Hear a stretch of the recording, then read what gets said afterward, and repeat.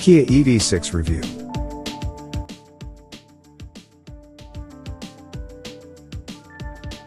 But before we start, please support us by pressing the like and subscribe buttons, so that we can continue to provide information about car and motorcycle news. Also turn on the bell button to get the latest updates. Your support means a lot to us. Thank you. Kia has a sense of humor. Case in point, in 2017, unfazed by the German marque's long-standing dominance of the sports saloon segment, it launched the Stinger, a 3.3-liter V6 powered drift machine that looked laughably out of place in its dealerships, especially in bright orange or yellow, but that remains available against the odds, 4 years later, much to the delight of car fans and keen drivers. The Korean firm also continues to sell the Soul, a boxy electric crossover that commands a premium over the closely related e-Niro, offers little in terms of material advantage and is outsold by its more cautiously styled sibling at a rate of about 10-1. But company bosses remain adamant that it's an essential part of the lineup and won't be going anywhere anytime soon. It's fun to look at and fun to drive, and some customers love it. If it fits, so the saying goes, it sits. A refreshingly good-humored approach to product strategy in today's generally cautious retail environment, you will agree. After all, what better marketing strategy than simply selling cars that make drivers and their neighbors smile? And here we go again. What jokers they are. Go on, try not to laugh when I tell you that this is an electric Kia SUV that can comfortably outstrip a Volkswagen Golf GTI from a standing start, cracks more miles between charges than a Mercedes EQC, and can be had for the equivalent of a top-link Ford Focus. It's all relative, of course, and the accolades vary according to trim and powertrain. But to tick so many boxes right off the bat, on paper, at least, is not bad going for a company's first bespoke electric car. It shares its new eGMP underpinnings with the Hyundai Ioniq 5, which beat it to market by just a few months and is quickly becoming a common sight on the road. As such, it is equipped with 800 volts hardware for charging speeds of up to 239 kilowatts, a raft of efficiency-boosting innovations, and a vehicle-to-load function that can power external devices at up to 3.6 kilowatts. The range is topped out from launch by a twin-motor, four-wheel drive model, which can be had in either mid-rung GT line or fully specced GT line S trims, the latter of which is already making up the bulk of orders. The headline-baiting, full-fat GT will arrive later, wearing bright green brake calipers, packing a scarcely believable 577 bhp and 546 pounds-foot, and touting performance figures that will make any prospective Porsche take-in owner think twice. What was that we said about Kia having a sense of humor?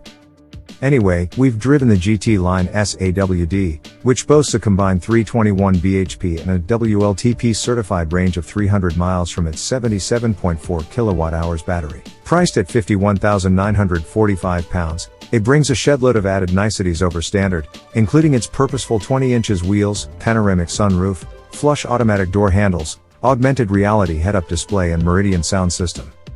What's it like? It's actually not an SUV, in truth. Kia refers to it as a sports crossover, but that makes it sound like something Pontiac would have sold in the US in the early 1990s, so it's better to think of it more in terms of the Polestar 2, as a chunky and higher profile take on the traditional fastback.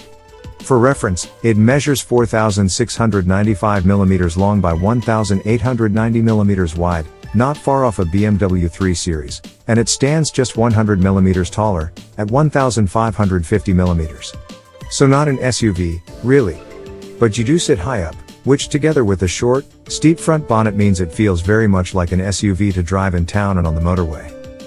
So, too, does it offer SUV-esque levels of utility? There's a 490-liter boot, ample oddment storage provision, and plenty of space for all three rear passengers to stretch out.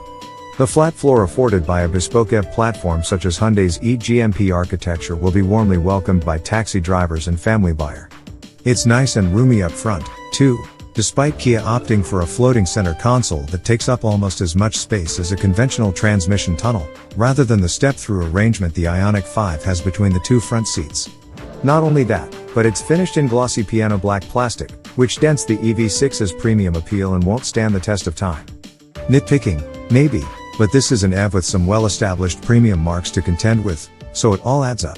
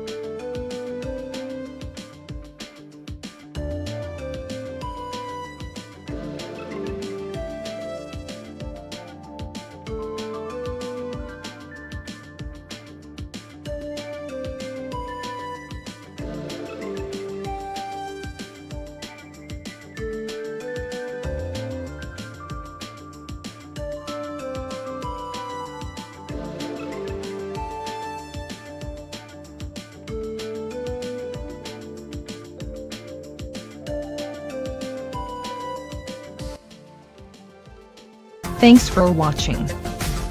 Drop a like. Leave a comment. And don't forget to subscribe to watch more videos like this.